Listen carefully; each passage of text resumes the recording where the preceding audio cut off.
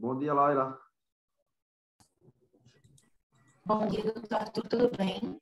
Tudo tranquilo. Deixa eu mudar aqui esse fundo dela. Professor. Grande doutor Fialho! E Laila? Força.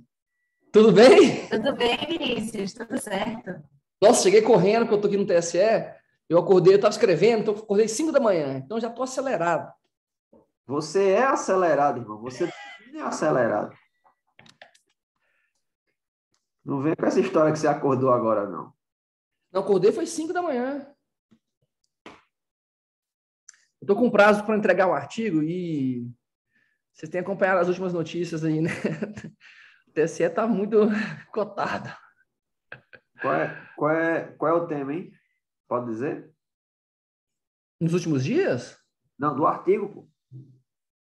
Ah, é um caso da Suprema Corte norte-americana, First Bank versus Belotti. É o caso que definiu que a pessoa jurídica pode fazer doação de campanha, que é uma espécie de uma proteção da primeira emenda. Entendi. Aí a gente está comentando esse caso e fazendo uma análise sobre o sistema de financiamento de campanha no Brasil, né, tentando comparar um pouco das experiências, não comparando os modelos. Beleza. Ô Laila, quem vai presidir a sessão? O senhor, ué. Mesmo, né? Eu vi aqui no WhatsApp, mas só para confirmar.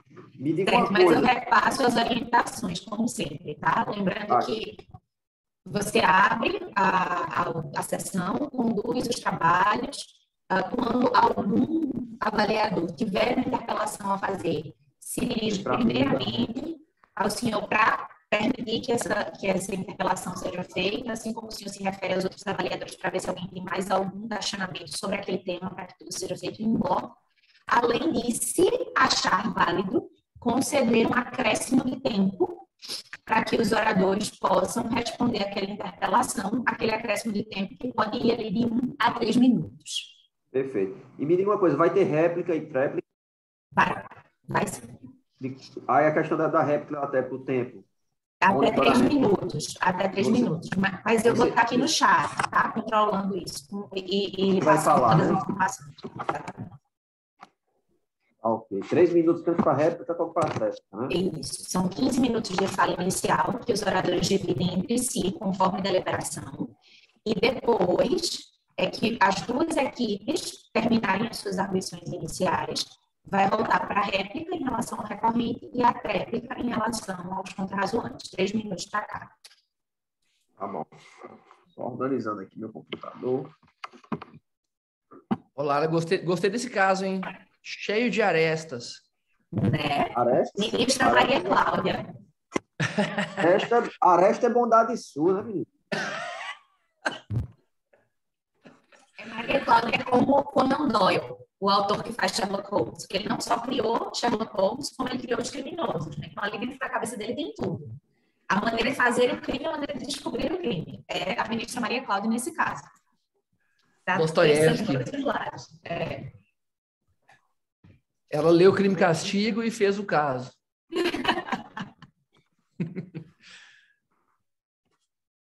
Eu quero ver aí o pessoal, desempenho.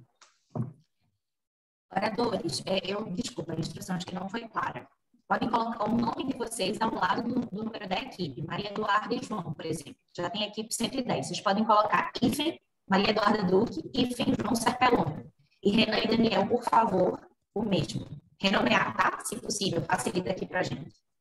O microfone está cortando esse Laila. Não sei se é o fone do teu computador ou se é... Eu acho que é o meu sinal. Eu achei que era o meu, porque eu até troquei de rede. Vou voltar para minha rede original. É o meu sinal. Aqui em João Pessoa estamos sob chuvas torrenciais, não é, doutor Arthur? Então, desde o meu ontem. sinal está bastante instável, com direito a barreiras caindo e todo o resto. Deixa eu ver aqui.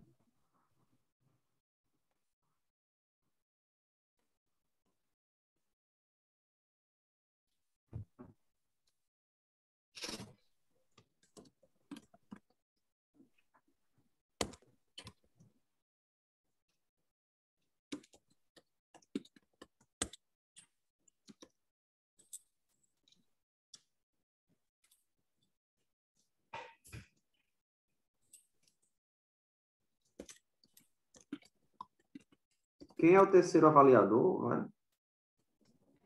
Doutora Natália Mariel. Ah, Natália? Isso. Ela já tá aí? Tá não, né? Natália é uma grande Ainda amiga não minha. entrou.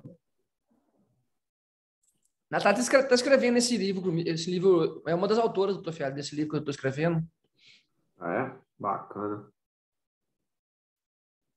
O pessoal hoje vai ter uma banca de peso. E como é que estão as eleições aí na Paraíba? Já estão pegando fogo, Mas, né? por hora, incrivelmente calmo. É mesmo?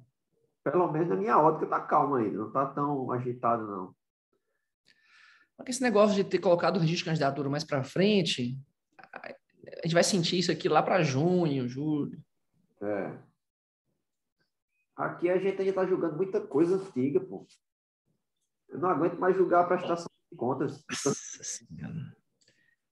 Reformar. Amanhã a gente vai julgar uma AIME de 2018, cara. AIME, né? 70 réus. Menina, vai ser uma pancada amanhã, envolvendo não sei quantos deputados. A semana aqui está animada por causa desse processo, mas não é das eleições propriamente desse ano. Nós julgamos uma candidatura laranja que foi polêmico. Teve uma que o ministro Alexandre Moraes abriu divergência, né? Mudou. Essa daí. E vai ter mais agora, tem alguns na fila aí para julgar. Eu me alinho mais com o voto vencido ali. Acho que a maturidade da análise da prova com base no CPC da Justiça Eleitoral ainda é muito pouca, assim, sabe? A teoria da prova, nossa, é muito... Ainda gera muitas dúvidas. A leitura que eu faço é que, maior ou menor, teve presunção. Entendeu? Na minha humilde... Mas não vamos discutir isso agora.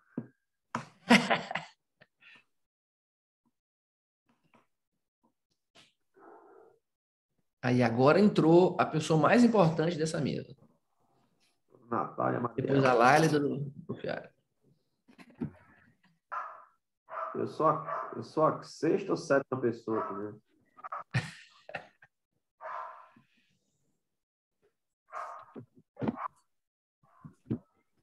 Oi, gente, tudo bom? Bom dia.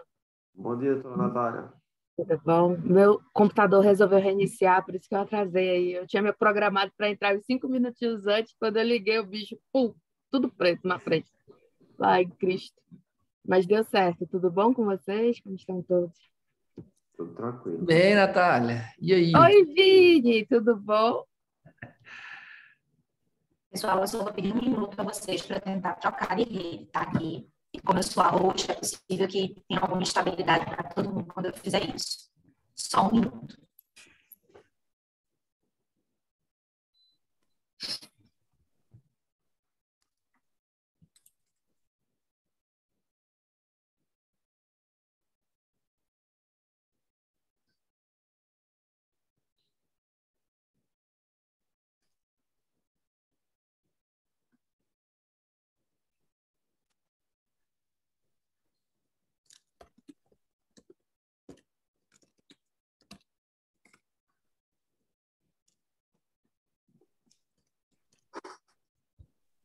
Bom dia.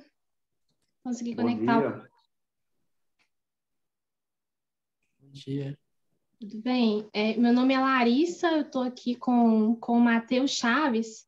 Nós somos a 211. Eu não consegui mudar o meu nome antes de entrar no Zoom, porque eu já estava com uma conta logada. Mas se tiver problema, eu posso sair e tentar entrar de novo. Mas eu acho que você consegue, Larissa. Mesmo estando logado, você consegue alterar. Ah, sim. Eu vou tentar aqui. Aqui, você vai em participantes e renomear. Você está pelo celular ou está no computador? Eu estou por um tablet, é como se fosse o celular. Aí pode ser isso. Vocês conseguem me dar uns 2 minutinhos para eu sair e entrar de novo? Larissa, eu acho que a Lá ela consegue te renomear. Ah, tudo bem, então. Mas por Mas incrível que pareça, ela acabou de sair. Ai, meu Deus. Mas ela já está voltando. Tá bom, Imagina, tudo né? bem. Deixa eu perguntar aqui se ela...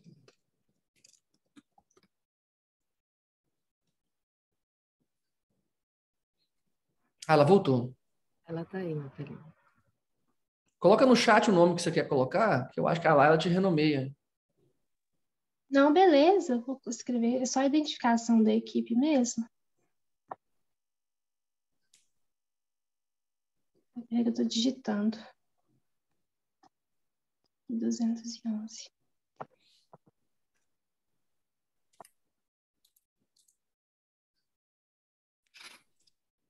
Pessoal, eu havia pedido anteriormente, antes de todos entrarem, para que as equipes renomeiem, certo, seus perfis, assim como a equipe 110 já renomeou. Orientadora, equipe... Ô, Laila, a Larissa é da 211, ela está dizendo que não está conseguindo. Certo, tudo bem. Tudo bem. Quando você saiu, ela estava conversando conosco, informando que não está conseguindo. Tá bem. Ok, então. Pessoal, como já estamos passando 5 minutos do horário, eu vou começar a passar as instruções e, na sequência, vocês, enfim, passarei o bastão para o nosso presidente da sessão e vocês vão começar, certo? Primeiramente, eu queria agradecer a presença de todos e dizer como eu estou feliz de estarmos na nossa segunda edição do Emote. O Dr. Arthur foi um dos nossos avaliadores mais assíduos em 2020 e hoje teremos o Dr. Vinícius e a doutora Natália aqui estreando como avaliadores na nossa simulação, que é um evento que me é muito caro. Eu tive a sorte de ser uma graduanda que pude estudar na Universidade Federal da Paraíba, Direito Eleitoral, mas eu sei que é um privilégio de poucos, porque o direito eleitoral ainda é, enfim, o filho escanteado nos programas de graduação. Graças a Deus, a OAB inseriu esse ano, né, nas avaliações e nas provas da ordem, e com isso a gente vai intensificar essa cultura de estudos do eleitoral, mas o nosso evento nasceu para isso, para estimular a produção de conteúdo intelectual, a análise crítica da matéria e o contato dos alunos e dos universitários de direito, dos futuros advogados, servidores e juízes e procuradores que vão trabalhar com o direito eleitoral, com a matéria. E a nossa primeira edição foi um sucesso, certamente a nossa segunda edição será também. Dessa vez, nós tivemos a honra de receber um caso hipotético que vai basear toda a competição pelas mãos da ministra Maria Cláudia Buchianelli, que subiu absurdamente o nível, reconhecemos a dificuldade, mas confiamos plenamente nos nossos competidores e nos nossos oradores. Então, dito isso, eu vou passar para as instruções, certo? Nós temos uma banca de juízes nessas sessões classificatórias composta por 3 avaliadores. Um deles é o presidente, que será um papel exercido aqui pelo Dr. Arthur, ok? Lembrando que a nossa simulação é de uma sessão de sustentação oral no TSE, mas com adaptações. Nós trazemos o perfil das multicortes americanas que permitem que os avaliadores interpelem os oradores. E, por favor, avaliadores, façam isso, porque é a partir da interpelação de vocês que as notas vão ser inseridas, a partir da capacidade argumentativa, retórica e de recuperação, né, da linha processual e argumentativa que os nossos oradores terão a partir da interpelação dos senhores, certo? Lembrando que cada uma das equipes terá 15 minutos de fala inicial, dividida de acordo com a liberalidade dos oradores. O primeiro orador a falar tem a incumbência de dizer quem vai falar primeiro e a divisão de tempo entre ele e o seu par. E eu vou inserir aqui no chat o nome dos oradores em ordem, em quanto tempo cada um vai falar, e o tempo tem que ser rigorosamente seguido, inclusive porque passar do tempo pode gerar perda de pontos, ok? Por parte dos avaliadores. Uma vez que ambas as equipes tenham terminado as suas falas iniciais, o presidente considera o tempo de réplica e tréplica. Réplica para recorrentes, tréplica para recorridos, sendo 3 minutos para cada, ok? 3 minutos para réplica, 3 minutos para a tréplica. Lembrando que as falas iniciais, obrigatoriamente, têm que ser divididas entre os 2 oradores da equipe, mas a divisão de tempo é discricionariedade. A réplica e tréplica não necessariamente, pode ser assumido por um só, ok? O tempo total é Laila, da primeira fala dos 2 que eles vão dividir? 15 minutos. Certo. Em relação às interpelações, os avaliadores, quando tiverem algum questionamento a fazer, se dirigem ao presidente para que ele permita que a interpelação seja feita, ok? E o presidente pode se dirigir aos demais avaliadores, ou ele mesmo pode fazer um questionamento sobre a mesma matéria, para que as perguntas e interpelações sobre a mesma matéria sejam feitas em bloco, para a gente otimizar o caminhar da sessão.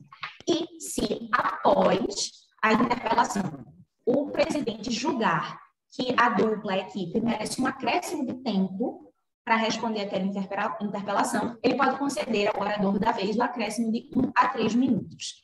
Eu sou da comissão organizadora, estou aqui para ajudar vocês, estou no controle do tempo. Temos também mais um auxiliar para isso que está no perfil da Abradep, e nós estamos fazendo o controle de tempo. Lembrando que, quando um orador é interpelado, nós paramos o cronômetro e quando a interpelação finaliza, nós retomamos o cronômetro e se houver algum acréscimo concedido pelo presidente, a gente contabiliza aqui. E quando faltar 2 minutos para o fim da fala inicial de cada um, nós avisamos no chat. Então, por favor, atentos ao chat. E só a organização pode usar o chat, ok? E quando faltar 1 minuto para a finalização de réplica e tréplica, nós igualmente avisamos no chat. Tá bem? Eu vou ficar com vocês durante toda a sessão que está sendo gravada e depois a gente vai colocar tudo no YouTube. e qualquer dúvida é só falar. E lembra aos avaliadores que os senhores já receberam todas as instruções para inserção de nota na nossa plataforma específica, e é importantíssimo que as notas sejam lá inseridas assim que terminar a sessão, ok?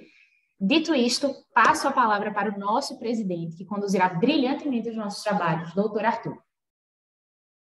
Bom dia a todos e a todas. É uma honra estar aqui abrindo hoje essa sessão do Tribunal Superior Eleitoral, onde vamos colocar em julgamento o caso hipotético de Chico versus o Partido B. Peço inicialmente que os participantes regularizem seus nomes nos painéis de cada tela, para que possa facilitar aqui a compreensão de cada um. Dou as boas-vindas ao doutor Vinícius Oliveira, também é membro julgador desta corte, a doutora Natália Mariel, também meu cordial bom dia. Espero que tenhamos um excelente trabalho na data de hoje e peço inicialmente que as equipes se identifiquem e digam quem representa quem para as devidas anotações dos nossos avaliadores. Começando pelos recorrentes, por favor. Primeiro orador pode se identificar, dizer quem começa e o tempo para cada um dentro dos 15 minutos de... Bom dia, Laila. Bom dia, gente. Meu nome é Maria Eduarda, eu sou da equipe 110. Nós dividimos o tempo em 6 minutos para mim, que vou começar a sustentação, e 9 minutos para o João Lauro, que ele vai seguir a sustentação. Quem ficará com a réplica? O João Lauro. Bom dia, Laila. Bom dia a todos. Meu nome é Matheus. Eu sou representante do primeiro orador, né, da equipe 211. E eu vou ficar com 4 minutos e a Larissa vai ficar com 9. Matheus, por favor, teria como você habilitar a sua câmera?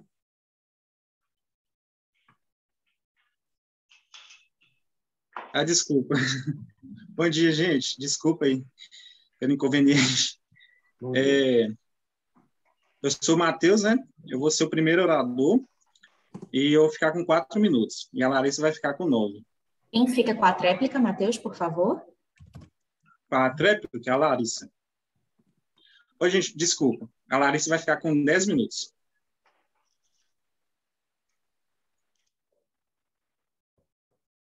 Então, você fica com 5, não é isso? Você fica com 5 e ela com 10. Isso. E ela com a tréplica também. Com a tréplica. Correto.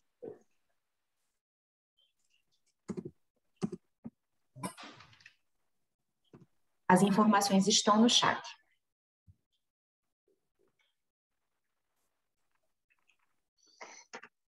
Laila, faz necessário que eu faça alguma leitura de resumo ou posso iniciar passando a palavra para os... Pode dispensar o relatório, doutor. Já pode passar a palavra. Então, partindo da premissa que todos já têm conhecimento sobre o caso em análise, eu passo a palavra agora para os advogados do recorrente, o senhor Chico, que possui 15 minutos para suas explanações.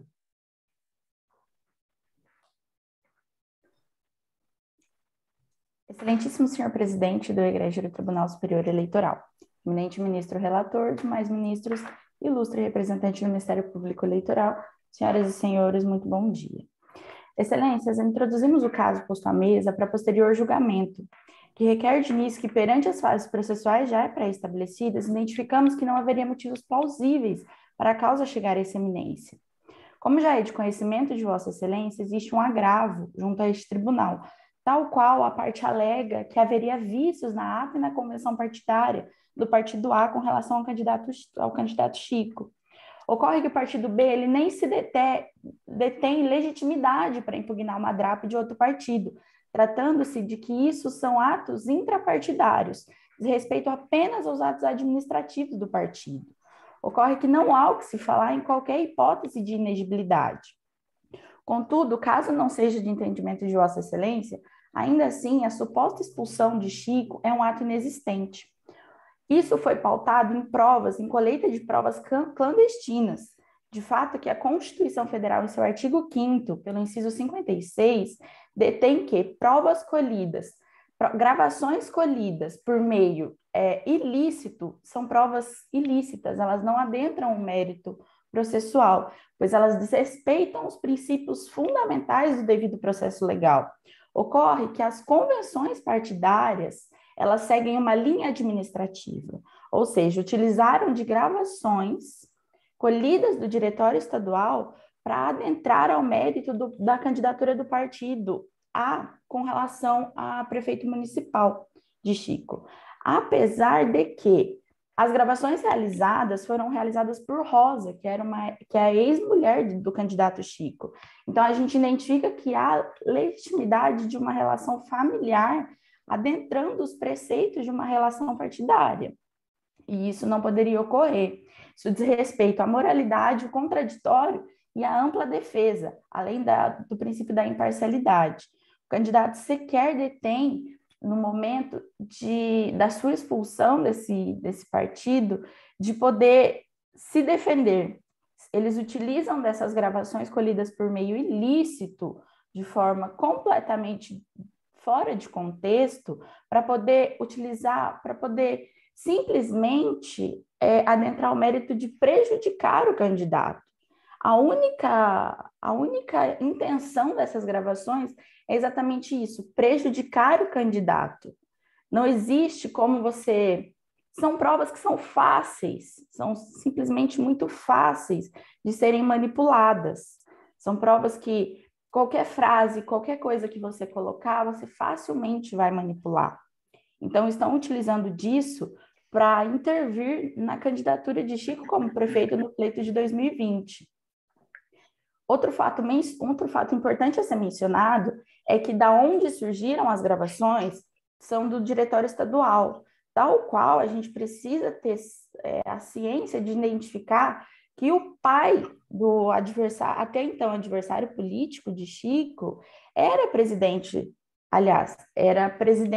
e pai de Rosa, que também era esposa dele. Então, excelências, podemos identificar nitidamente que é apenas uma relação familiar, que não deveria adentrar ao mérito das eleições, não deveria adentrar ao mérito eleitoral. Portanto, sabemos que essas gravações, elas são sem consentimento do interlocutor. Ela é inválida como meio de prova, atingindo a privacidade, a intimidade e os direitos fundamentais, que são direitos garantidos pela Constituição Federal. Dessa forma, não podemos sequer... Maria, oi? Peço um ponto a ser esclarecido. Claro. Você muito dessa relação familiar, mas eu gostaria que você esclarecesse, do ponto de vista jurídico, normativo, o que isso tem correlação com o caso do ponto de vista legal, não só do ponto de vista de contexto político ou social. Certo. Excelência, a causa familiar, ela é julgada pela justiça comum. Não há possibilidade de você julgar uma causa familiar dentro da justiça eleitoral ou dentro de, por exemplo, seria um direito de família. Como que você vai fazer uma junção de uma causa familiar, onde lá em 2019 houve o divórcio nitidamente claro, a nossa sustentação justamente sobre isso.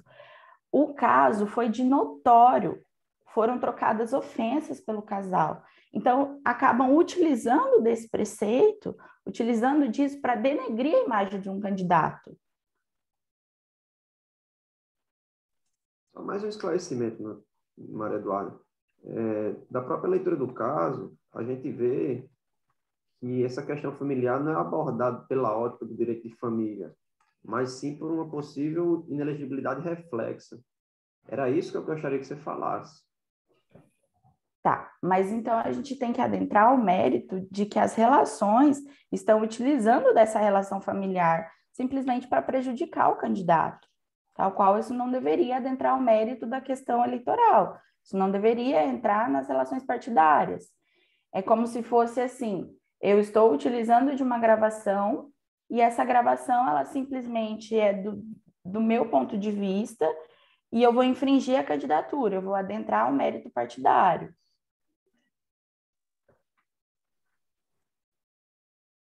Algum outro membro quer fazer algum questionamento? Podemos seguir? Presidente, eu queria apenas pedir um esclarecimento, no sentido de que, se de fato essa separação desse vínculo conjugal aconteceu, isso gerou algum reflexo eleitoral? E se a extinção desse vínculo deve ser analisada pela Justiça Eleitoral sobre alguma ótica do mérito, ou se ela implica na extinção dessa eventual ausência de condição de elegibilidade constitucional. Ocorre o seguinte, eles utilizaram disso para prejudicar o candidato. Porém, a troca de ofensas entre os dois antes da candidatura do pleito de 2020 adveio muito mais de Rosa, que é a ex-mulher, filha do presidente do diretório estadual. Dessa forma, o que ocorreu? Eles, na intenção de simplesmente só prejudicar a candidatura dele, utilizaram disso. A gente acredita que, se existe uma relação familiar, essa relação familiar ela não pode adentrar o mérito partidário, ela não pode adentrar os méritos da eleição. Por quê? Identificamos que o candidato ele tem que ser exatamente legal sobre aquilo que ele faz. Entendemos que existe, sim, apenas uma troca ali de ofensa, uma troca de um modo que simplesmente a candidatura em si, para ele era muito apoiado pelo pleito. Ocorre que daí, com essa desavença que ocorreu, e foi notório, o caso foi notório. Então, ocorre que com essa desavença, adentraram a relação familiar para identificar o pleito político. Por exemplo, as alegações foram de que ele poderia prejudicar um dos candidatos do partido, fato este que não ocorreu. Agradeço, Maria Eduarda, pelo esclarecimento. Doutora Natália, quer fazer algum questionamento ainda? Sim, obrigada, Excelência. Só mais 2 questionamentos. O primeiro é o seguinte: a decisão que caça o registro, ao final, do cliente de vocês, do recorrente, foi uma decisão monocrática. Há alguma consideração por parte dos patronos com relação à natureza dessa decisão, se possível, se não? E o outro questionamento era o seguinte: o cliente de vocês foi escolhido em uma convenção organizada por um diretório municipal que posteriormente foi dissolvido pelo diretório estadual. Haveria alguma explicação, alguma consideração com relação a isso também? Doutora Maria Eduarda, antes de a senhora iniciar a sua fala, conseguindo, a senhora já tem mais 4 minutos de acréscimo em razão das intervenções realizadas. Muito obrigada, Excelência. O agravo, a decisão do TSE foi justamente para cassar esse registro, identificando que eles acreditam na ilegitimidade, fato este que não ocorreu, pois houve uma mudança na causa de pedir. No decorrer do processo, o partido B adentrou as questões dessas gravações.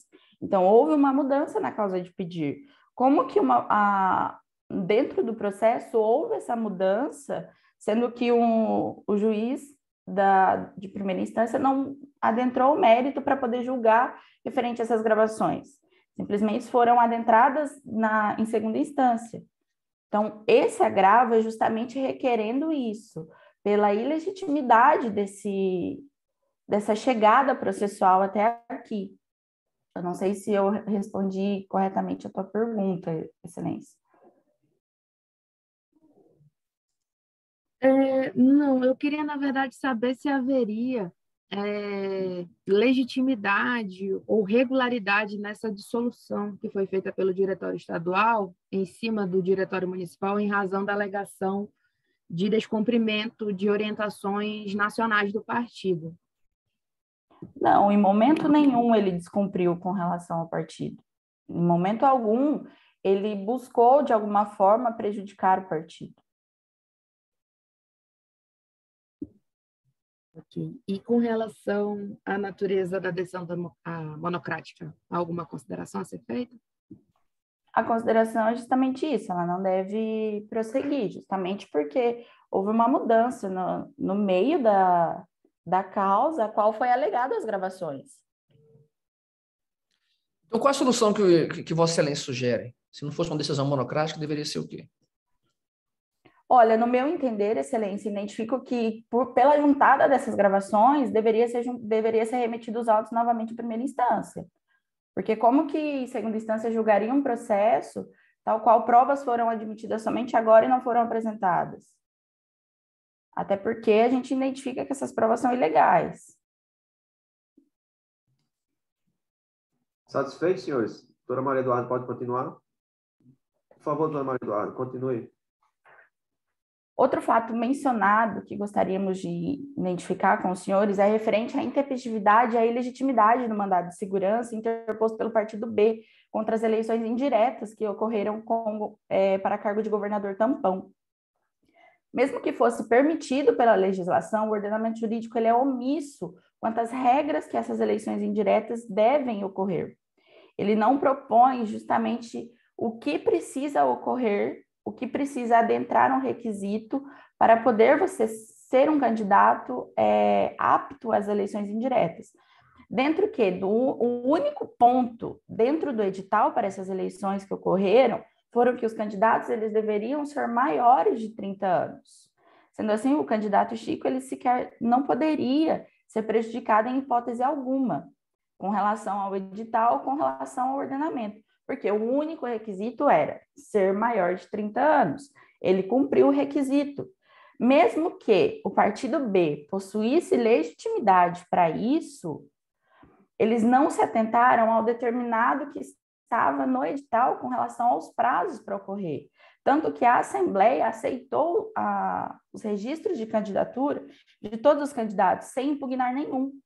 Então, como que um partido que não tem correlação nenhuma vai impugnar um registro de candidatura de um outro partido, de um outro candidato, dentro de uma Assembleia Legislativa, dentro de uma Assembleia? Isso é um requisito administrativo, então deveria ocorrer dentro da administração do partido. Não poderiam intervir partidos de fora. Dessa forma, é nítido e evidente que apenas a Assembleia possuía legitimidade para apresentar as impugnações das candidaturas. Dessa forma, o partido B ele é ilegítimo para o ato. Tanto que identificamos que ele não poderia adentrar essa questão de mérito. Portanto, Excelências, requeremos a atenção de vós para que identifique o objeto dessas provas legais nessa instância, tal qual esse caso não deveria ter chegado à vossa eminência. Por quê? Lá atrás, observamos que o decorrer do processo, as provas Maria juntadas... Eduarda, eu peço que a senhora encaminhe para suas considerações finais, uma vez que o tempo está esgotado. Certo. Excelências, então, de fato, eu gostaria que vocês adentrassem o mérito das gravações realizadas de forma clandestina, as gravações que impugnaram esse registro de candidatura. Dessa forma, eu passo a palavra ao Dr. João Lauro, que vai adentrar o mérito recursal.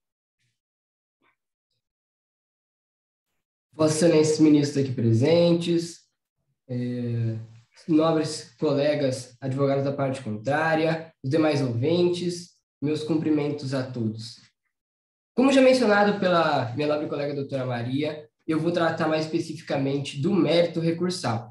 Portanto, não tenho como falar do mérito recursal sem antes chamar a atenção para uma preliminar que é de importância nuclear para esse caso, que é o recurso especial no mandado de segurança interposto pelo partido B. Há de se falar que existem 4 ilegalidades extremamente aparentes nesse mandato de segurança.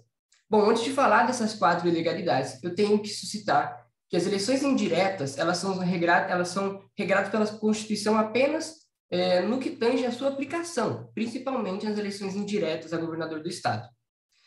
as hipóteses de elegibilidade que nela estarão presentes, de inelegibilidade que nela estarão presentes, conforme até decidido pelo STF na ADI 4298 do Tocantins e 1057 da Bahia, entendimento já consolidado pelo STF, portanto, as eleições indiretas, elas detêm caráter político-administrativo, não tratando de matéria eleitoral, mas sim de matéria exclusivamente parlamentar, por se tratar de uma organização administrativa, continuidade de um mandato, e por isso não se aplicam a ela automaticamente as regras previstas na Constituição. Porque essas regras dizem respeito às eleições normais, às eleições, aquelas que tratam de matéria de fato eleitoral, e não político, organizacional ou administrativo. Assim, também, deixa consolidado no entendimento dessas duas jurisprudências que eu já citei, o STF, no sentido de que, como detém caráter político-administrativo, cada ente federativo tem autonomia para regar como será encaminhada o transcorrer da sua eleição indireta, assim como as regras que nela incidirão. Dessa maneira, existem 4 ilegalidades. A primeira é incompetente a Justiça Eleitoral para dirimir qualquer lide que provenha das eleições indiretas.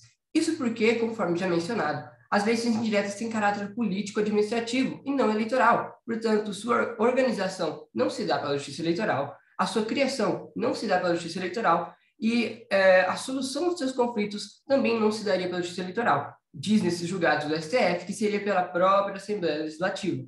E em casos extremos em que isso chegasse a ter uma resolução de lide pelo Judiciário, seria notícia comum, por ser matéria parlamentar e administrativa. O segundo ponto que eu tenho que tratar aqui é da intempestividade do mandado de segurança interposto pelo Partido B. Isso porque, conforme já dito, quem regra as eleições diretas é o próprio ente administrativo, ou seja, a Assembleia, como aconteceu no presente caso. E ela, no edital que regrou as eleições indiretas, colocou um período para que fossem impugnados os registros de candidatura dos candidatos. Esse período seria de 5 dias, né, depois de 24 horas para dirimir e para julgar esses processos ali pela mesa. E nesse período, deixa muito evidente o caso que não houve qualquer impugnação, ou seja, o mandado de segurança, além de tudo, também é intempestivo. E também é ilegítimo o Partido B, porque ele não detém representação dentro da Assembleia. Por favor, doutor João, o esclarecimento sobre esse tópico da intempestividade. Vossa Excelência entende que o mandado de segurança é intempestivo porque não foi manejado dentro desses prazos do edital, é isso? Exatamente. Exatamente. Ele não foi manejado dentro do prazo do edital, porque as eleições indiretas elas são única e exclusivamente regradas pela Assembleia Legislativa. E a Assembleia realizou a feitura desse edital, colocando os prazos para impugnação, colocando também os prazos para julgamento dessas impugnações, ou seja, é ilegítimo o Partido B, e mesmo que fosse legítimo, é intempestível, porque não respeitou o prazo estabelecido no edital para qualquer tipo de impugnação. E em caso de omissão desse edital, não se pode automaticamente aplicar as regras constitucionais, por força do princípio do indúbio pró-candidato. Pode continuar. Tem mais... Pode continuar? Obrigado, Excelência. Além disso, temos também o requisito da ilegitimidade, porque o Partido B não possui representação dentro da Assembleia Legislativa. Assim, somente quem possui representação dentro da Assembleia poderia impugnar os registros de candidatura. Isso porque, como já mencionado, não se aplica a regra de que todos nós podemos impugnar o registro de candidatura dos candidatos à eleição, porque não se trata as eleições indiretas de caráter eleitoral, e sim de caráter político-administrativo. Ou seja, organização do próprio ente federativo. E quem tem a legitimidade para impugnar esses registros de candidatura é aqueles que detêm representação dentro da Assembleia Legislativa. Presidente, eu queria que o novo advogado esclarecesse, então, se seria o fato, se o que ele está dizendo, então, é uma justificativa de que a Assembleia Legislativa teria poder para revogar a Constituição ou revogar a Lei do Mandado de Segurança. Seria isso, então? Por favor, doutor João, você tem a palavra. Obrigado, Vossa Excelência. Bom, na verdade, não revogaria a Constituição, mas não seria o caso de aplicar as normas constitucionais, porque não se trata da mesma matéria. A matéria que trata as regras de elegibilidade e hipóteses de inelegibilidade previstas na Constituição são das eleições normais. Essas eleições indiretas possuem caráter político-administrativo, possuem caráter... Senhor presidente, apenas mais um esclarecimento. As eleições suplementares, elas não estão previstas na Constituição? As eleições indiretas, elas estão previstas, as hipóteses de aplicação... Como não aplicamos a Constituição? Nós aplicamos as hipóteses onde ela existirá, mas não temos as regras que serão aplicadas nas eleições indiretas, tanto que a própria Assembleia é quem faz o edital para as eleições transcorrerem. Ela que aplica, ela que deixa evidente quais serão as regras aplicadas, tanto que no próprio caso em tela, a única regra que a Assembleia colocou no edital foi ser o candidato maior de 30 anos. Satisfeito? Excelência. Eu tenho um questionamento. Doutora Natália, por favor. Obrigada, presidente. Apenas continuando na linha do questionamento do doutor Vinícius, caso a Constituição do Estado não tivesse nenhuma previsão com relação à realização dessa eleição indireta para esses 2 últimos anos do mandato de governo, considerando o que o senhor está trazendo de argumentação sobre o afastamento das regras constitucionais, como funcionaria? Que regime seria seguido se não houvesse previsão na Constituição Estadual? Desculpa, excelência, eu não entendi muito bem o questionamento. Certo. O senhor argumenta que nós estamos diante de uma eleição indireta, que é a previsão na Constituição do Estado, e que, por isso, o regramento a ser seguido deve ser o da Constituição do Estado, com afastamento total da previsão e das previsões, na verdade, da Constituição Federal para a realização dessa eleição indireta, porque ela não tem caráter de eleição, ela tem um caráter administrativo. Caso a Constituição do Estado não previsse nenhum tipo de solução para esse caso, ou seja, prevista a situação de uma convocação de eleição indireta, não seria observado o rito constitucional federal, no caso? Porque a gente afastaria isso nessa segunda hipótese de previsão da Constituição Estadual? Quer dizer, a Constituição do Estado, até reforçando o questionamento do doutor Vinícius, ela afasta por completo as previsões da Constituição Federal? Ah, sim, agora compreendi, excelência.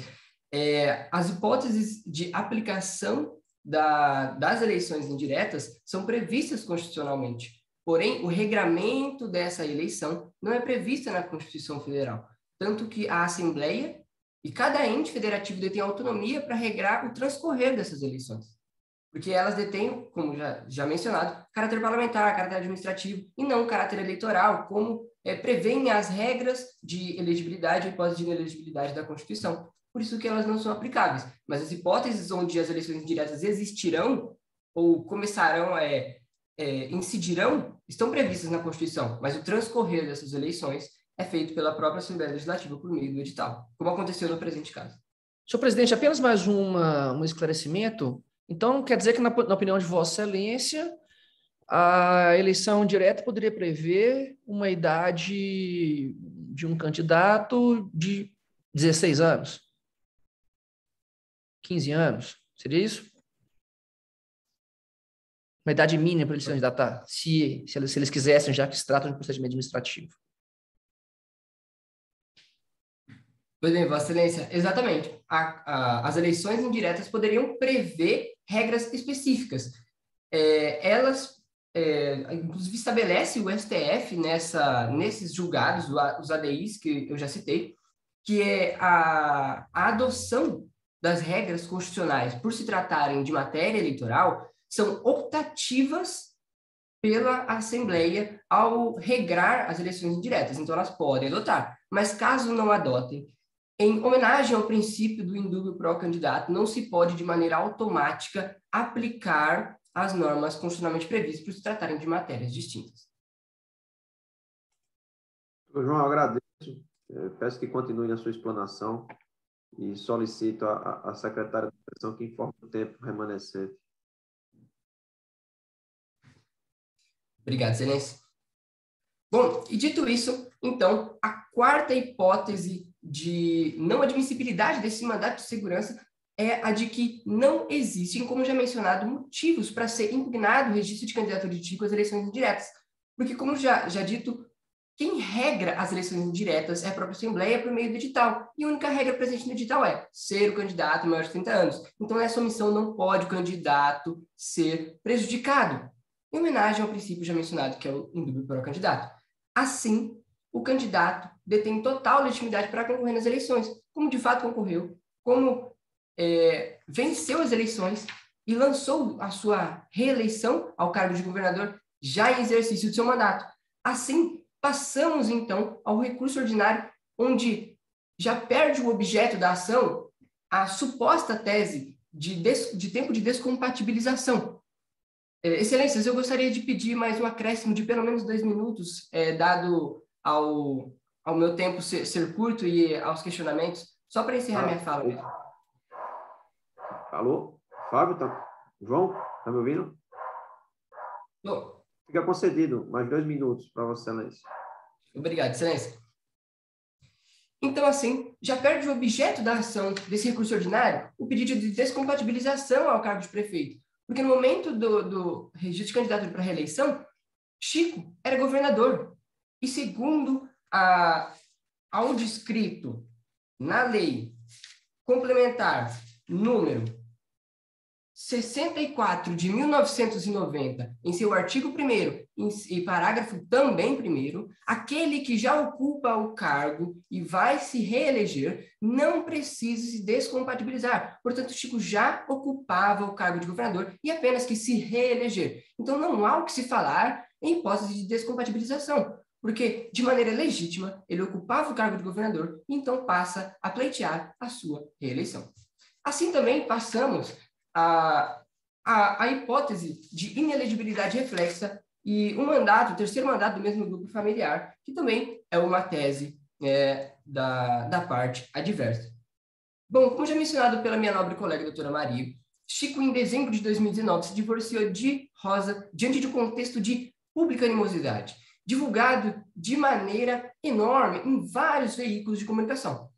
Assim, todos sabiam desse divórcio, e foi um divórcio muito conturbado, tanto que Rosa produziu provas de maneira ilegal, que prejudicou Chico no âmbito do seu registro de candidatura a prefeito municipal, em convenções partidárias, em processo de impugnação, que são provas, diga-se de passagem, totalmente ilegais, e que, segundo a teoria dos frutos da árvore envenenada, irá prejudicar todo o processo, tese que está sendo discutida lá no nosso agravo interno.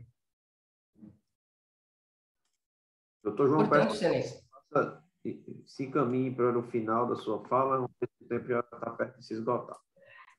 Portanto, Excelência, mesmo que vislumbrem a aplicação de qualquer regra de hipótese de inelegibilidade, a gente pugna pela aplicação do indúbio pró-sufrágio, porque ele não pertence mais ao mesmo núcleo familiar, ele se separou em um contexto de ampla e gigante animosidade e rompeu politicamente com o seu até então parceiro político, mas depois se tornou adversário político João, então não pertence mais ao mesmo núcleo. Então, essa regra, a finalidade dessa regra de inelegibilidade reflexa não seria atingida caso aplicada ao caso. Por isso, em dúvida, indúbio pró-sufrágio e que Chico possa se candidatar à reeleição, como de fato merece. Dessa maneira, a parte recorrente pugna pela procedência do presente recurso. Muito obrigado, Excelências. Eu agradeço, doutor João, doutora Maria Eduarda, e sem delongas, eu já passo a palavra para a equipe 211 para falar em nome do partido B. Bom dia a todos. Excelentíssimo senhor ministro, presidente dessa sessão, doutor Arthur, na pessoa da qual cumprimento os demais ministros e participantes dessa sessão. Hoje, ocupo a tribuna pela parte recorrida e peço vênia para fazer um breve relato dos fatos, destacando pontos cruciais para o entendimento da controvérsia da demanda. Trata-se de recurso ordinário interposto por Chico em face de decisão proferida pelo Tribunal Regional Eleitoral. Chico ocupou o cargo de vice-governador ao lado de João e renunciou a esse cargo após o rompimento político. Ele então se candidata ao cargo de prefeito do município, X, pelo mesmo partido, com convenção partidária conturbada, desrespeitando as deliberações do diretório estadual, tendo em vista o rompimento político com João. E mesmo já tendo se divorciado, ele continuou no partido, o que mostra ser uma pessoa com ambições políticas maiores, com pretensão de manter-se no jogo político, mesmo já sem um vínculo familiar. Chico, então, é eleito prefeito no município X, com registro subjúdice deferido. Então, ele tem um registro de candidatura impugnado pelo Ministério Público e questionado no TSE em decisão monocrática sujeita a agravo interno. Pouco tempo depois, João renuncia ao cargo de governador, momento em que é caracterizada a dupla vacância. Deste modo, a Assembleia Legislativa convoca eleições indiretas e Chico se candidata nessa eleição para disputar o cargo de governador, sem se descompatibilizar, sem se afastar do cargo de prefeito, o que mostra que ele não observa as regras, as leis e os prazos, seguindo com a sua ambição política. Por aí, temos vários problemas de registro nessa eleição indireta, decorrentes no próprio processo dessa eleição indireta. Chico, então, ele é eleito governador e, no mesmo dia, ele tem um registro de candidatura a prefeito cassado por decisão do TRE. Então, ele se afasta do cargo de prefeito e toma posse no cargo de governador. Deste modo, houve, então, uma impugnação ao registro de candidatura de Chico a governador. E temos, então, um mandato de segurança que determina a cassação do registro a governo. E o TRE cassa o registro de candidatura de Chico e ele, então, perde esse mandato de governador. Chico, ele se candidata à reeleição nas eleições de 2022 e tem um registro de sua candidatura questionada no TRE. Então, ele interpõe recurso especial eleitoral contra o acordo proferido pelo TRE, motivo pela qual o partido B vem apresentar as contrarrazões ao recurso ordinário, para que seja mantida a decisão proferida pelo juiz do acordo. Tendo em vista esses fatos, excelências, eu passo, então, a palavra à doutora Larissa, para ela dar prosseguimento aos fatos e ao mérito.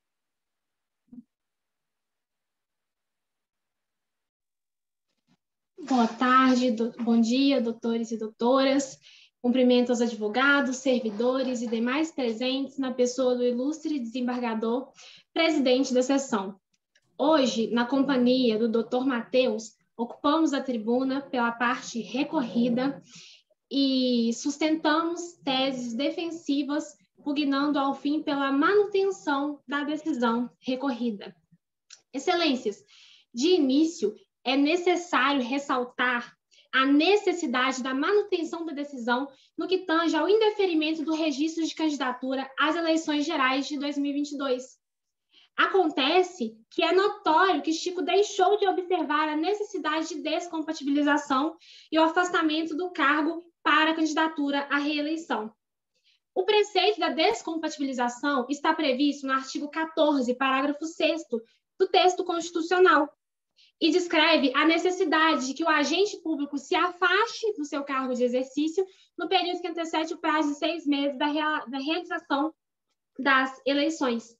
A descompatibilização, ela tem em vista aí a observância de princípios que norteiam a aplicação do princípio eleitoral, do processo eleitoral. Faço menção aqui ao princípio da lisura do pleito, que preza pela manutenção, pela realização de um processo eleitoral que seja limpo, que seja justo e que, ao final, nós tenhamos a democracia efetivada.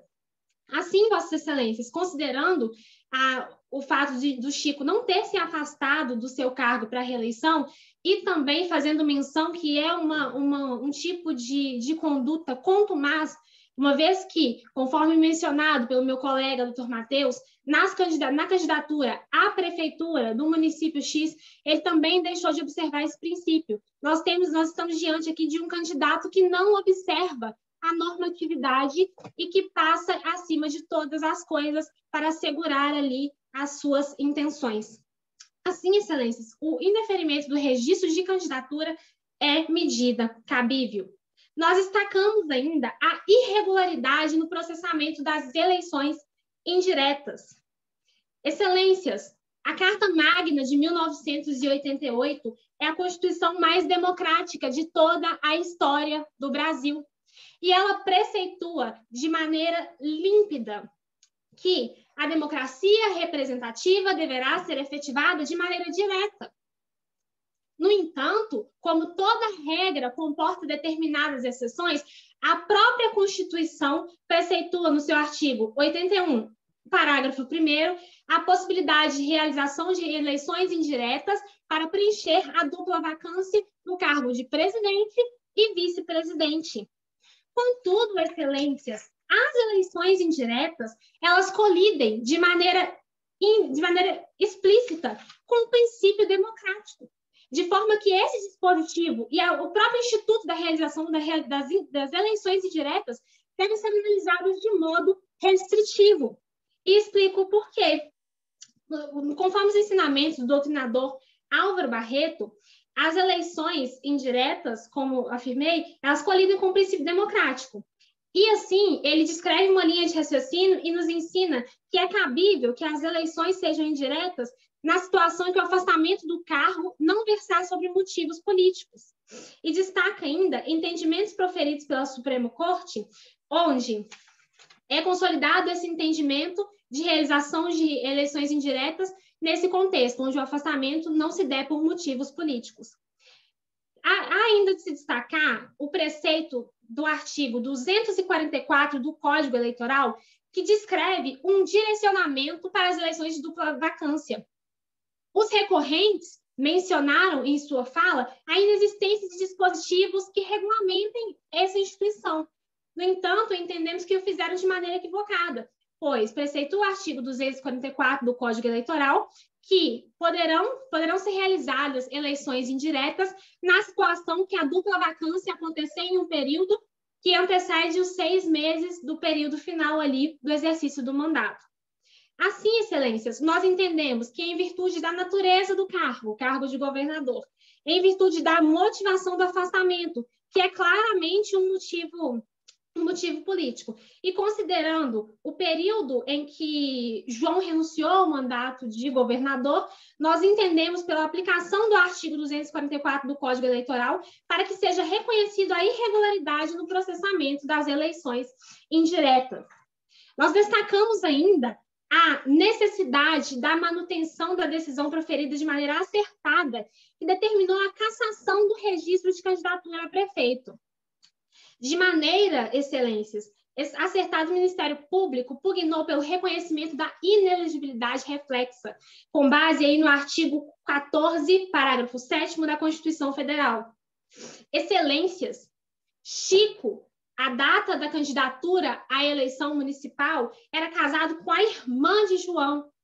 João, governador que ora Chico ocupava o cargo de vice-governador na companhia de João, o seu cunhado. E o artigo 14 da Constituição, parágrafo 7º, preceitua a situação de inelegibilidade por parentesco. E no Código Civil, nós temos aí no artigo 1595 a descrição dos parentes por afinidade colateral. Ou seja, Chico, a data da candidatura à eleição de prefeito, era considerado parente por afinidade de João, motivo pelo qual deverá ser reconhecida a sua inelegibilidade.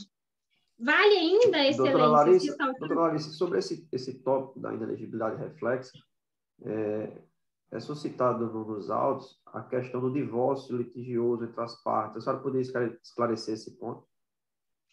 Sim, excelências. A data da eleição, a data da realização da eleição, eles estavam nesse processo de divórcio, já tinham se separado de fato, mas não tinha tido divórcio judicial. E vale ainda ressaltar que, em que pese a ocorrência de divórcio, nós temos que observar qual foi o objetivo do legislador constituinte ao prever essa disposição normativa. E nós acreditamos que o objetivo do legislador foi instituir a inelegibilidade por afinidade. Então, independente da existência de vínculo formal, nós temos essa existência de afinidade, tanto que, no próprio caso concreto, nós temos que, em momento posterior, Chico retomou seu vínculo com João. Então, a gente tem aí que, mesmo que eles tenham passado por esse processo de divórcio, o vínculo se manteve. Então, nós entendemos por bem a aplicação desse dispositivo constitucional para que a gente possa resguardar aí um processo eleitoral que respeite a normatividade. Satisfeito, Larissa. Pode continuar. Ok, obrigada. Hoje, doutora Natália. Só para continuar nesse questionamento, porque não fiquei satisfeita ainda, doutora Larissa. Com relação a essa questão da inelegibilidade reflexa, há algum entendimento já consolidado por parte das cortes superiores com relação a essa dissolução da unidade conjugal? E mais, ainda que haja esse entendimento, esse precedente, eventualmente, há alguma exceção de interpretação com relação a isso, a essa dissolução? Olha, quanto à questão da dissolução, nós temos a aplicação de uma súmula.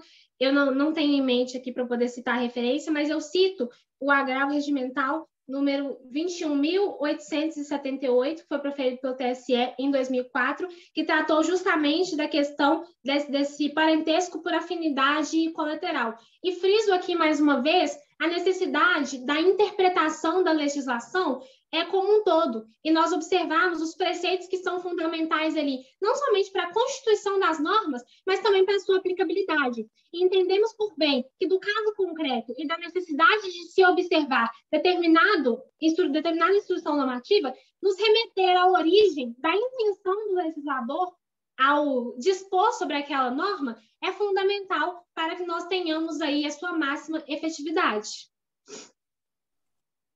Larissa, a senhora tem 2 minutos. Ok, eu já respondi os questionamentos de Vossas Excelências. Posso continuar? Doutor Vinícius vai querer fazer um questionamento. Larissa, tem uma questão que aparentemente ainda não foi mencionada pela doutora, mas foi arguída pela ex-adversa, que é a questão da matéria interna corporis. Teria legitimidade o partido para questionar isso? Sim, Vossa Excelência, nós acreditamos que existe legitimidade para poder questionar a questão da regularidade, primeiro por se tratar de uma matéria de ordem pública que influencia diretamente nas questões eleitorais, e também nós temos o artigo 3º da Lei Complementar, número 64 de 1990, que descreve que qualquer partido ou coligação é legítimo para poder impugnar registro de candidatura. Satisfeito, Vinícius? Satisfeito, presidente. Obrigado. Então, doutora Larissa, eu lhe concedo mais 1 minuto e peço que já vá caminhando para as considerações finais. Ok. Então, descrevi a necessidade da cassação do registro de prefeito. Também nós temos a irregularidade em convenção partidária, uma convenção muito tumultuada que sofreu anulação. Então, nós entendemos que, numa análise da eficácia horizontal da Constituição, da aplicabilidade da Constituição, tendo visto os princípios aí constitucionais da igualdade, não foi oportunizado aos demais participantes ali do partido as mesmas oportunidades que Chico de participarem aí da disputa para serem reconhecidos como candidatos a disputar a eleição. E partindo das considerações finais, Vossas Excelências, eu trago aqui a reflexão que, numa controvérsia onde nós temos pontos favoráveis e desfavoráveis para as duas partes, o que deve prevalecer é a aplicação do princípio da razoabilidade, da proporcionalidade. É razoável manter um candidato tão desqualificado no pleito? E o que é melhor? Assegurar o acesso desse candidato ou garantir a lisura do pleito e o resguardo das garantias da normatividade constitucional? Assim, os recorridos passam por assim dizer, e fazer os requerimentos para que seja julgado improcedente esse recurso e que seja mantida a decisão proferida. Eu agradeço, doutora Larissa, doutor Matheus, e considerando o regramento da nossa competição, eu inicio agora o prazo para a réplica da equipe de número 110. Quem vai fazer a réplica é o doutor João, não é isso? Isso mesmo, Excelência. Então, doutor João, Vossa Excelência tem 3 minutos. Obrigado, Vossa Excelência. Bom, primeiramente, gostaria de começar relembrando que a parte adversa suscitou a necessidade de descompatibilização, conforme já sustentado, tanto nas nossas falas como em sede de memorial escrito, a descompatibilização não é necessária e a aplicação da legislação exposta pela parte adversa não deve ser trazida aos autos. Isso porque, conforme já mencionado, Chico era governador e lançou sua candidatura à reeleição. Assim, não há o que se falar, segundo a Lei Complementar 64 de 1990, em seu artigo 1º, parágrafo também 1º, aquele que já exerce a função não precisa se descompatibilizar para se reeleger. Seguindo mais adiante, né, a parte adversa também cita o princípio da lisura do pleito, falando que Chico, por conta disso, deixou de observar esse princípio e trouxe prejuízos ao pleito, mas, conforme já demonstrado, não existe qualquer prejuízo à lisura do pleito à candidatura de Chico, porque ela é totalmente legítima. Assim, também suscita a parte adversa que são ilegítimas, são ilegais as eleições indiretas, por não se tratarem de motivos de renúncia do cargo de João, motivos eleitorais. Porém, vale salientar que, conforme trazido pela ministra Maria Cláudia Buchianelli Pinheiro, lá em sede de esclarecimentos das questões, na questão 8, ela cita, entre aspas, a pergunta: o que levou à renúncia de João 6 meses antes do final do seu mandato? Resposta: renúncia não precisa ser motivada, indiferente do caso, portanto. Palavras da ministra, fecha aspas. Também vale salientar que é irrelevante o motivo do afastamento. As eleições indiretas são totalmente legítimas e, conforme já dito, é matéria interna corpórea, então não se aplica a ela de maneira automática o regramento eleitoral. Então não detém legitimidade o partido B por não ter representação dentro da Assembleia para impugnar o registro de candidatura de Chico, sendo totalmente legítimo. E assim, conforme ensinado também pela parte adversária,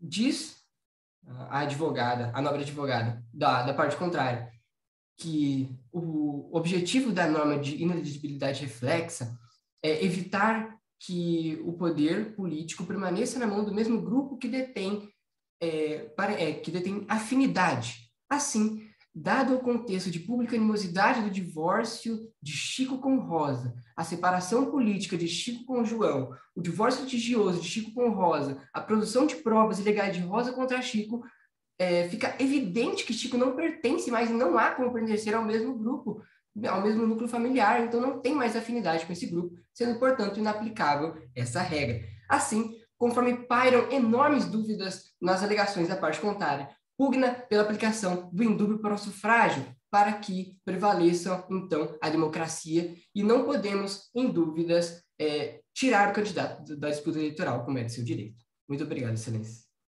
Agradeço, doutor João. E para a tréplica será a doutora Larissa. Doutora Larissa, Vossa Excelência tem 3 minutos para a tréplica.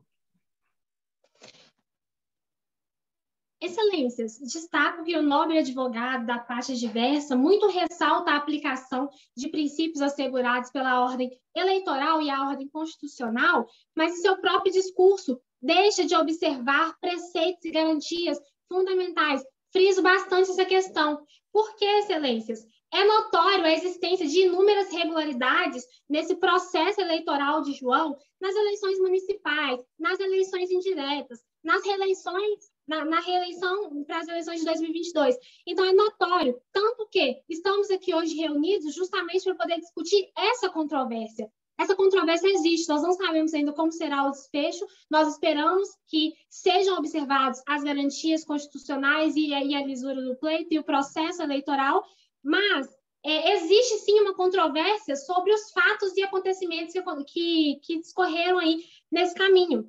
E também o nobre advogado ressaltou a falta que o afastamento não precisa ser motivado. E eu concordo muito bem com o senhor, doutor. O afastamento ele não precisa ser motivado, mas o que nós trouxemos aqui é que todo o contexto indica um cenário político. Então, em que pese o afastamento não tenha sido motivado de maneira explícita, nós temos todo um cenário que nos leva para esse entendimento. Sobre as eleições indiretas, ressaltou aí, e o doutor bate muito na tecla, sobre a questão da realização das eleições indiretas serem um procedimento administrativo, nós não concordamos com isso. Mas mesmo que fosse, não vale tudo pela manutenção da vontade de um candidato. Não vale passar por cima de preceitos e garantias descritas no texto constitucional. nós temos que valorar a normatividade. E a normatividade, a Constituição como norma hierárquica suprema, ela se aplica a todo o contexto ali pelo qual está subordinado. E também ressalto mais uma vez sobre a questão do divórcio, quem que pese a realização, a ocorrência do divórcio não chegou a se concretizar, apenas teve ali o seu início, é notório que o vínculo se manteve. Tanto que João e Chico resgataram a sua afinidade política ali em momento posterior. Então, excelências, por todo o exposto, nós pugnamos novamente para que seja mantida a decisão recorrida, pois os argumentos levantados pela parte contrária não merecem prosperar pelos fatos e fundamentos que foram aqui expostos. Agradeço, doutora Larissa. Considerando o encerramento dos tempos, dou por encerrada a fase de sustentações. Agradeço aos nobres avaliadores, doutor Vinícius, doutora Natália, e dou oficialmente por encerrada essa sessão de julgamento do Tribunal Superior Eleitoral em caso hipotético. Doutora Laila. Oi, bom dia. A Laila precisou sair para abrir a próxima sala, o próximo painel. Eu me chamo Graziela, também faço parte da comissão organizadora e vou encerrar essa sessão. De pronto, eu parabenizo as equipes pelo desempenho, meus parabéns a todos os oradores e também agradeço muitíssimo aos avaliadores. Peço apenas que se lembrem de inserir a nota após o término no sistema, para que nós possamos contabilizar. Questiono se os avaliadores gostariam de falar algumas palavras para os competidores Por agora, favor, algum Graziela, feedback? eu gostaria de registrar aqui a minha felicidade de estar participando desse painel e parabenizar cada um dos competidores. Saibam que aqui ninguém perde, todos ganham. Vocês já são vencedores por escolherem estar aqui, colocar o rosto em evidência, se submeter a esse processo. Tenho certeza que eu, na minha época de estudante, de recém-formado, eu gostaria muito de ter participado, de ter tido uma oportunidade dessa. Vocês aqui estão convivendo com gente de todo o Brasil, profissionais de altíssimo gabarito. Doutor Vinícius, doutora Natália são reconhecidos nacionalmente, inclusive já soube aqui nos bastidores que estão escrevendo um livro juntos. Então, vocês estão realmente sendo avaliados por pessoas de alto gabarito e dizer a vocês, continuem nesse caminho, que é isso que leva à excelência, à persistência e à intenção de querer ser sempre melhor. Parabéns a todos. Quem fala, Vinícius, tu ou eu? Vossa Excelência. Vou começar, vou usar a minha preferência aqui. Queria parabenizar todos vocês, gente, assim, até repetindo o que o colega Arthur disse. Quisera eu ter tido a oportunidade de poder treinar aí nesse momento. Eu lembro que quando eu fui fazer minha primeira sustentação oral no TRE, a perna tremia mais do que bambu verde, né? Nervoso e tudo mais. E vocês saíram muito bem, mesmo sendo apertados aqui sobre alguns assuntos. Então, fiquem felizes com essa participação. Aproveitem essa experiência, parabenizar a Bradep e todos os organizadores também por estar proporcionando, né, esse momento. E é isso, parabéns para todos vocês. Sigam estudando, viu? Não se desapeguem e continuem no direito eleitoral, que nós somos poucos, mas nós somos muito intensos na nossa relação. Bom, pessoal, em primeiro lugar, também gostaria de ratificar aí as congratulações. Parabéns, realmente vocês foram muito bons. Parabéns, sobretudo, pelas noites, pelos dias, pelas tardes que vocês passaram estudando esse caso, né? Eu já participei de multinacionais e internacionais, eu sei que essa preparação ela é árdua e eu posso garantir para vocês que ela é o maior patrimônio que vocês já adquiriram até aqui. É muito comum um aluno de direito eleitoral entrar num caso desse sem ter a menor ideia de direito eleitoral e sair no último dia sendo doutores em direito eleitoral, pelo menos nessas matérias que vocês enfrentaram nesse caso. Então, parabéns, sobretudo, por isso, né, pela dedicação, pelo esforço que aconteceu aqui. Parabéns pela apresentação. Estar de frente de juízes com essa demanda que nós temos de provocá-los, né, de trabalhar ao mesmo tempo com o lado emocional e com o lado técnico, de tentar exigir critérios objetivos de avaliação, ao mesmo tempo em que as perguntas atrapalham o raciocínio, então existe uma necessidade de fazer um fecho lógico. Isso é muito difícil, talvez mais difícil que uma sustentação oral feita perante um tribunal. E vocês saíram muito bem, apesar das das adversidades, das provocações, das perguntas, e desejo toda sorte nessa competição e na carreira próspera que, evidentemente, vocês vão ter daqui para frente. Bom, muito obrigada a todos. Liberadíssimos, agradeço muitíssimo a disponibilidade dos senhores avaliadores, obrigada de verdade pela participação, parabéns novamente aos competidores, boa sorte nas próximas etapas e a gente se vê em breve. Até mais. Tchau, tchau, gente. Bom dia. Lembra de colocar a pontuação lá, hein, pessoal? Por favor. Pode deixar.